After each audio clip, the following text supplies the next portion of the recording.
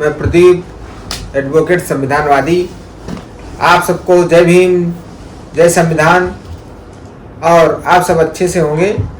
आज की वीडियो बहुत ही जो है मज़ेदार है। और ये मज़ेदार ये है कि पहली एफआईआर बीएनएस के जो नया कानून आया है उस कानून के तहत जो है पहला एफआईआर उत्तर प्रदेश में, ये पहला एफआईआर है जो पुलिस वालों के खिलाफ हुआ है। और एक पुलिस नहीं, दो पुलिस नहीं, तीन पुलिस नहीं, चार नहीं, पांच नहीं, 6, 7, 8, 9, 10 नहीं, पूरा चौकी और थाना सब के खिलाफ एफआईआर दर्ज हुआ है। दर्जन के ऊपर। कौन है अपराधी? कौन है? उत्तर प्रदेश की बलिया जिले की नरही थाने की पुलिस है। सुन के अचंभा लग रहा है ना? अगर नहीं अचंभा लग रहा हो तो आप सो रहे हैं। नया कानून जो आया भारतीय न्याय संहिता, इसके तहत जो है पुलिस के खिलाफ और मुकदमा दर्ज होने का रिकॉर्ड है पूरे इंडिया में। और बलिया जिले की पुलिस को तो गिनीज बुक में दर्ज होना चाहिए। और ये गिनीज बुक की पुलिस जो अपराध को नियंत्रण करती है, जो अपराधियों को रोकती है, खुद ही अपराध कर रही है। ये कोई हवाई बात नहीं कर रहे हैं। ये कोई फेक न्यूज नहीं है। ये फेक न्यूज नहीं है, ये असली न्यूज है, आपको बता रहे हैं। इसलिए बार बार कहते हैं कि बीएनएस आपको नया कानून पढ़ना चाहिए। और ये नया कानून जो है, नए कानून के तहत जो है 24 तारीख को रात में वाराणसी एरिया के जो एडीजीपी साहब हैं, पीयूष मोरडिया साहब हैं, और जो है डीआईजी जो आजमगढ़ जोन के आते हैं, वैभव जी, उनके द्वारा छापेमारी की गई। सादे वर्दी में ये लोगों ने टीम बनाया और टीम बना करके बलिया जिला, जो उसके बाद जो है बिहार का बॉर्डर है बलिया का, वो जो थाना है, और वहीं से गाड़ियां, ट्रकें जो एक प्रदेश से दूसरे प्रदेश में आती जाती हैं। उधर बक्सर जिला है जहाँ से जो है मोरंग और जो है बालू की खदान, कोयले की खदान, ये सब आता है। उसी से लद करके उत्तर प्रदेश में जो है लोग, गिट्टी मोरंग पहुंचती है तो लोग घर बनवाते हैं। उसी गिट्टी मोरंग के ट्रकों से रोज हजारों में ट्रकें गुजरती हैं।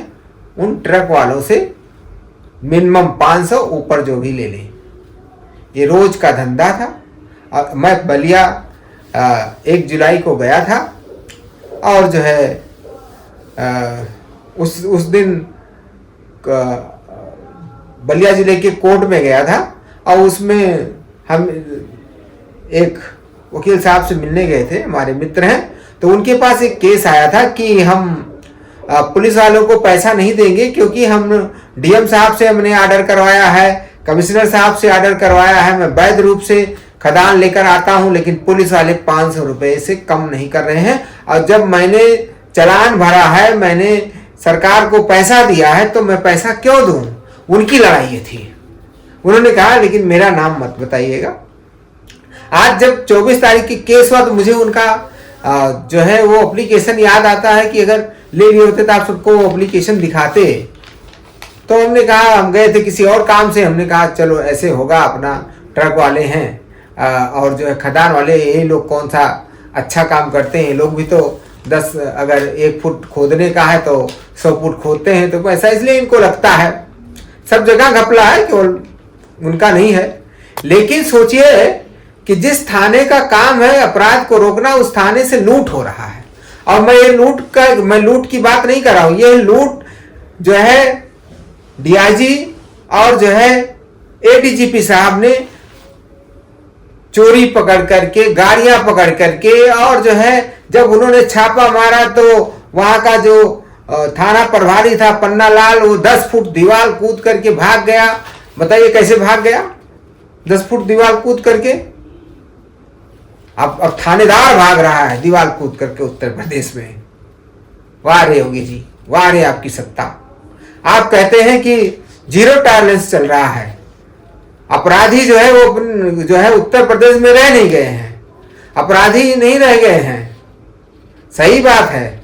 लेकिन जब थाना ही अपराधी हो जाए तब कहाँ लिखा जाएगा अपराधी अपराधी नहीं है। थानेदार जब अपराधी हो गया तो सुनवाई कौन करेगा, एफआईआर कौन लाज करेगा। जब जो है आपके एफआईआर रजिस्टर में जब एफआईआर नहीं दर्ज होगा तो कहां से पता चलेगा कि एफआईआर है, गुंडा है कि नहीं है। यह है उत्तर प्रदेश की जो है शासन व्यवस्था कि एफआईआर पूरे पुलिस चौकी, पूरे थाने, एसएसपी सब एक तरफ से भ्रष्ट हो गए हैं। एसएसपी बैठा पैसा उठवा रहा है, हर जिले में यही है, जो थानेदार पैसा देगा उसको थाना अलॉट होगा। जो चौकी प्रभारी, जो एसआई वही होते हैं, जो पैसा देंगे वो उनको इंचार्ज बना दिया जाएगा। जो अच्छे लोग हैं, जो छात्रों से लड़ने का काम करेंगे, उनको कहीं कचहरी में गेट रखाने का काम कर दिया जाएगा, कहीं जो है अलग अलग जगह पर उनको गेट रखाने के गेट कीपर बना दिया जाता है। दरोगाओं को, कोतवाल को हमने देखा है गेट कीपरिंग करते हुए, वहां खड़ा कर देते, ठीक मॉनिटरिंग करो। कोतवाल का काम है वो सिर्फ जो है वो खड़ा रहेगा, इसलिए क्योंकि वो पैसा नहीं दे पा रहा, वसूली नहीं कर पा रहा है। हमारे अयोध्या में जो है बहुत मशहूर जो है बाजार लगती है गाय भैंस की, जानवर की बाजार है, और उस बाजार से हर संडे को पुलिस वाले पैसा वसूलते हैं। उस पर रोक नहीं है। तो ये तो एफआईआर जब डीआईजी साहब ने और जो है एडीजीपी साहब ने लिखाया तब पता चला। सोचिए, पुलिस महकमे का सबसे बड़ा पुलिस अधिकारी, इसके बाद डीजीपी होता है, डीजीपी के नीचे वाला एडीजीपी एफआईआर चेक करा रहा है कि पुलिस वाले खूब लूट रहे हैं। वो बता रहे हैं, डीआईजी साहब बता रहे हैं पुलिस वाले खूब लूट रहे हैं। क्या बात है। शेड्यूल को आप थाना देंगे नहीं, शेड्यूल को आप एसडीएम बनाएंगे नहीं। शेड्यूल से आपको इतना ईर्ष्या है, और शेड्यूल जहां पर है वो ईमानदारी से काम करता है योगी जी, वो लूटता नहीं है, वो अपनी कमाई का पैसा खाता है, उसको ज्यादा ऊपरी शौक नहीं है। रग रग में, खून खून में भरा हुआ है बाबा साहब डॉक्टर भीमराव अंबेडकर का ब्लड भरा हुआ है। बेईमान नहीं है, ये लूटते नहीं हैं, ये भ्रष्टाचार नहीं करते, इस बात का ठेका है। क्योंकि ये कमेरा समाज है, कमाई में, अपनी ड्यूटी में विश्वास करता है, अपने बच्चों को भी लूट और खसूट से बचाता है, अपने बच्चों की शौकिया बड़ी बड़ी गाड़ियां नहीं देता है लाखों करोड़ों की। आखिर दरोगा लोगों की जो है संपत्ति की जांच के लिए कि आदेश क्यों नहीं होता है। अगर जब कोई सांसद वो विधायक होता है तो अपनी संपत्ति के बारे में ब्यौरा देता है हर साल।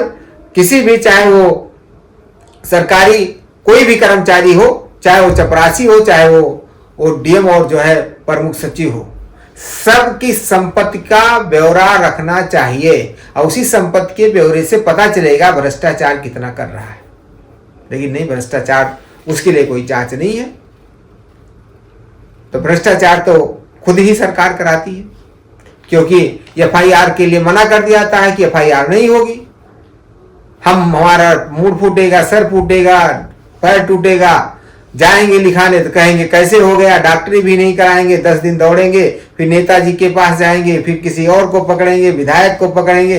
तब तक 15-20 दिन तो अपराधी ऐसे घूमता रहता है। किसी तरीके से घूस पास दे करके पीड़ित व्यक्ति 10 से 15 हजार रुपए दे करके थानों पर एफआईआर इस समय लिखवाता है। और ये एकाध केस ऐसे होगा जिसमें पैसा नहीं लिया जाता होगा, बाकी हर थाने से एफआईआर लिखने का पैसा लिया जाता है। आखिर कब जो है भ्रष्टाचार बंद होगा? और जब थाने बिकेंगे तो देश बिकेगा, प्रदेश बिकेगा। इसलिए सबसे पहली लगाम पुलिस को लगाइए योगी जी। गृह मंत्रालय आपके पास है, ये हम बताना चाहते हैं। अपराध कौन करता है?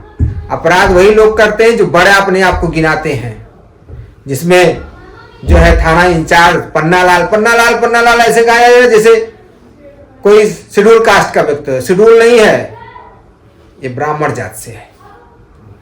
और जो है इसलिए इसका नाम पूरा नहीं बताया जाता है। 1.5 साल से करोड़ों रुपए का जो है धनुगाही राष्ट्रीय राजमार्ग पर हो रही थी, सबको बांट रहे थे, अकेले थोड़े रहे होंगे। लेकिन यह है कि खबर बन जाए और जो है खबर चली जाए, पता लग जाए कि हाँ योगी सरकार बहुत अच्छा कर रही है। अभी करतूत बताते हैं कैसे हो रहा है। अब इसमें पन्नालाल जी के बारे में बता दिए। राजेश कुमार प्रभाकर ये भी जनरल से हैं, विष्णु यादव जी हैं, दीपक मिश्रा जी हैं और बलराम सिंह जी हैं।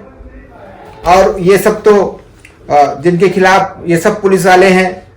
चंद्रजीत यादव जी हैं, औरंगजेब खान हैं, परविंदर यादव हैं, सतीश गुप्ता हैं, पंकज यादव हैं, ज्ञानचंद जी हैं, धर्म पटेल जी हैं, मंगला। इनको जी लगाने से शर्म आती है। ये महाजी हैं, मतलब घूसखोर जी हैं।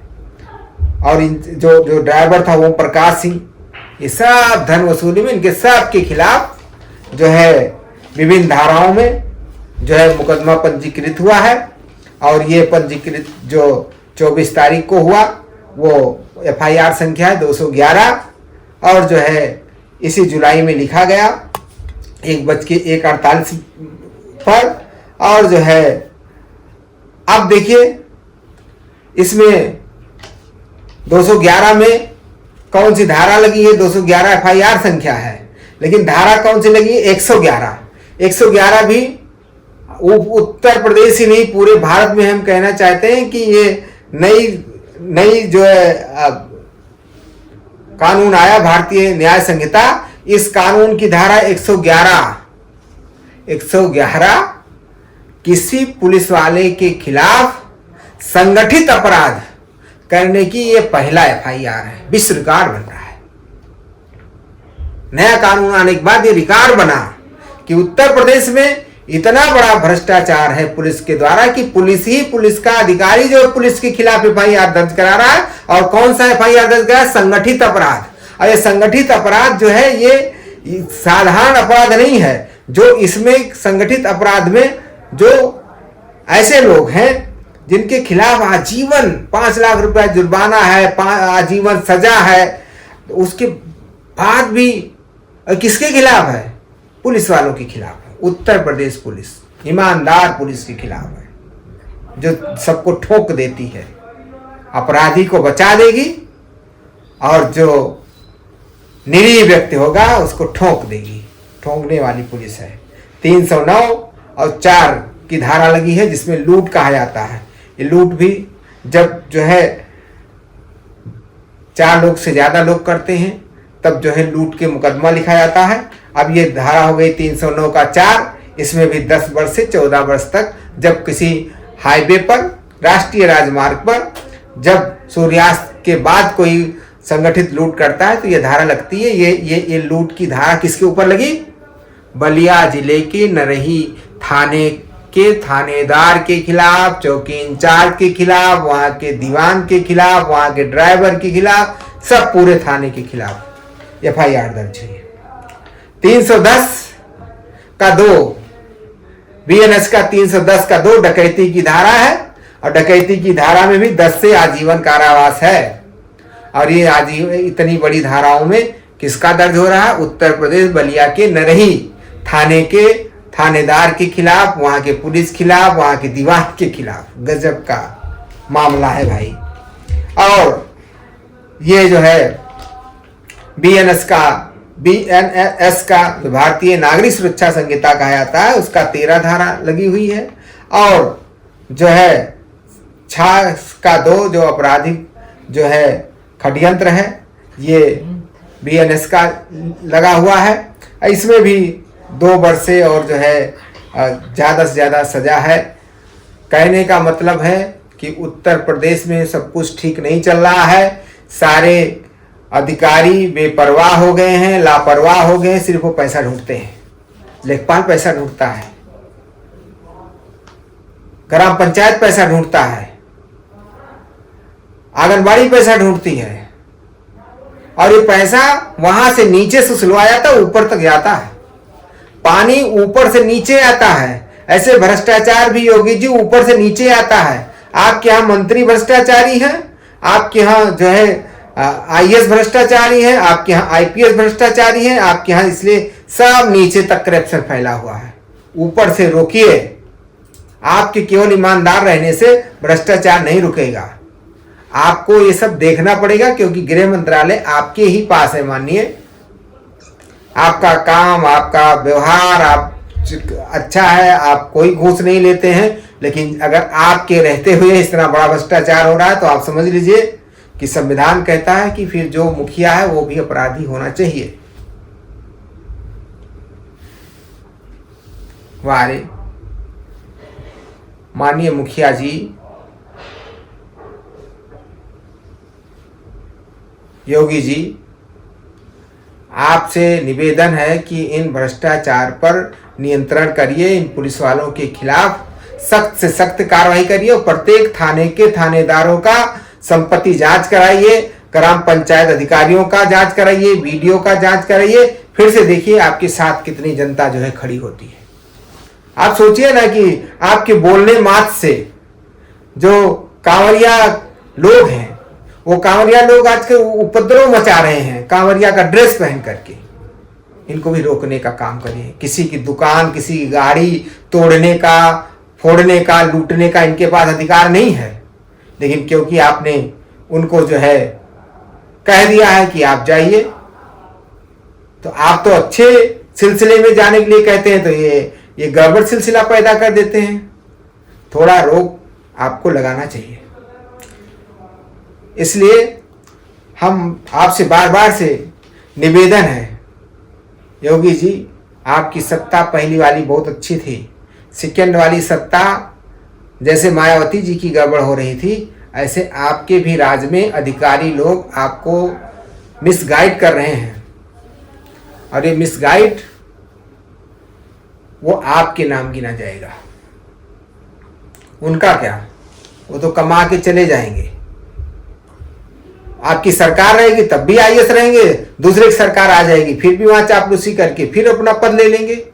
और इसलिए कह रहे हैं कि दलाली कितनी बड़ी है, क्योंकि बलिया जिले के जो नरही थाना है, उस थाने के अंतर्गत जो ऑनलाइन एफआईआर देखा जाता है, पोर्टल से वो गायब है। 23 तारीख के बाद नरही थाने का एक भी एफआईआर नहीं शो कर रहा है। लोगों ने इस एफआईआर को डाउनलोड किया और लोगों ने वीडियो बनाया, लोगों तक पहुंचाने का काम किया, लेकिन आज की डेट में आप तलाश करिए तो नरही थाने का एफआईआर का जो पोर्टल है यूपी पुलिस गवर्नमेंट का, उसमें जो है कहीं भी नरही थाने का एफआईआर 23 तारीख के बाद जो है शो नहीं कर रहा है।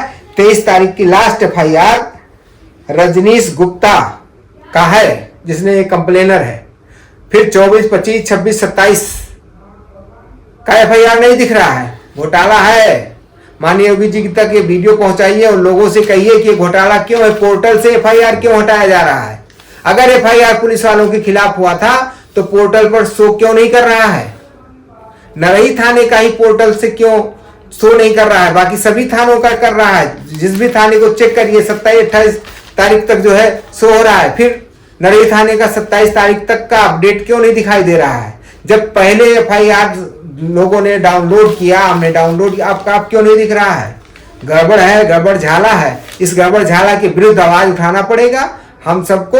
और मैं आप सबसे सचेत करना चाहते, अगर आप सो गए तो निश्चित रूप से आप लूटे जाओगे। इसलिए केवल किसी सरकार की जिम्मेदारी नहीं है, किसी पुलिस वाले की जिम्मेदारी नहीं है, किसी मुख्यमंत्री की जिम्मेदारी नहीं है, मालिक देश की जनता है। इसलिए आपको उत्तर प्रदेश की जनता हो, आप ही मालिक हो, असली मालिक को जागना पड़ेगा अपने अधिकार के लिए, अपने जो लोग संगठित लूट कर रहे हैं उसके खिलाफ आपको जागना पड़ेगा, तभी आप लूट से बच सकते हैं। अगर आप सरकार और पुलिस के भरोसे रहेंगे तो आप लूटे जाओगे। इसलिए मालिक का कर्म होता है, धर्म होता है, वो जाग करके काम करे और अपनी देखरेख खुद से करे, क्योंकि जब व्यवस्थाएं गड़बड़ हो जाती हैं तो सारी व्यवस्था खुद के हाथ में लेना पड़ता है। इसलिए हम लोग को भी अवरत जगा करना पड़ेगा, तभी हम लोग लूट से बचेंगे। साथियों, आप सबको सादर जय भीम, जय संविधान, और आगे संविधान पढ़ते रहेंगे तो आपका काम बन जाएगा। बहुत बहुत धन्यवाद।